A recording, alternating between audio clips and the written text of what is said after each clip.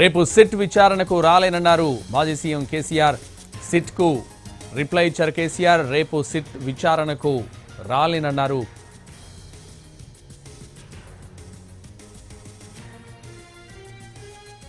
Municipal ఎన్నికలు ఉన్నందున సమయం కోరారు కేసీఆర్.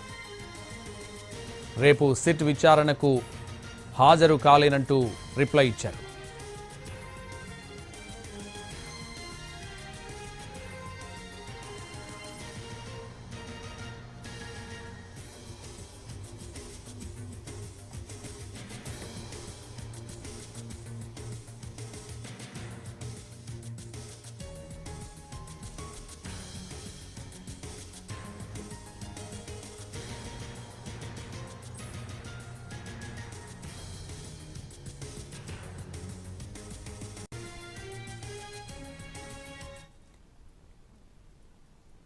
సిట్ విచారణకు రాలేనంటూ రిప్లై ఇచ్చారు కేసీఆర్. ఇదే విషయానికి సంబంధించి మరింత సమాచారం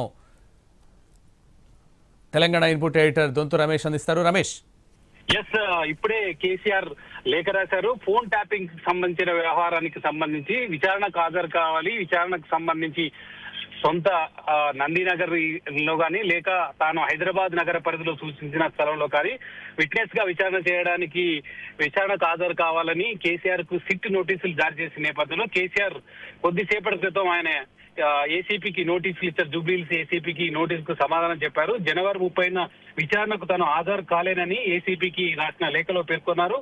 మున్సిపల్ ఎన్నికల నామినేషన్ల చివరి రోజు కావడంలో సమయం లేదు, తనకు హాజరు కావడానికి కానీ మీ విచారణ సంబంధించి ఫోన్ ట్యాపింగ్ కేసులో విచారణకు హాజరు కావడానికి తనకు సమయం లేదని ఆయన తెలియజేశారు. అదేవిధంగా సిఆర్పిసి సెక్షన్ 160 ప్రకారం ఇంటి వద్ద విచారణకు జరపాలని మీరు కోరారు.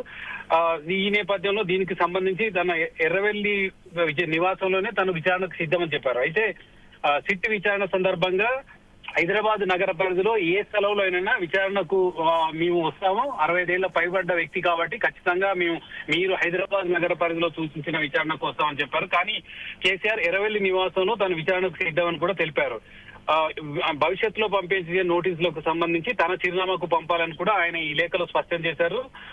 ఒక ప్రతిపక్ష నేతగా తనకు పూర్తి సమాచారం ఉంటుంది. తెలంగాణ మాజీ ముఖ్యమంత్రిగా దీనికి సంబంధించి విచారణాధికారికి సహకరించడానికి తను సిద్ధంగా ఉన్నాను.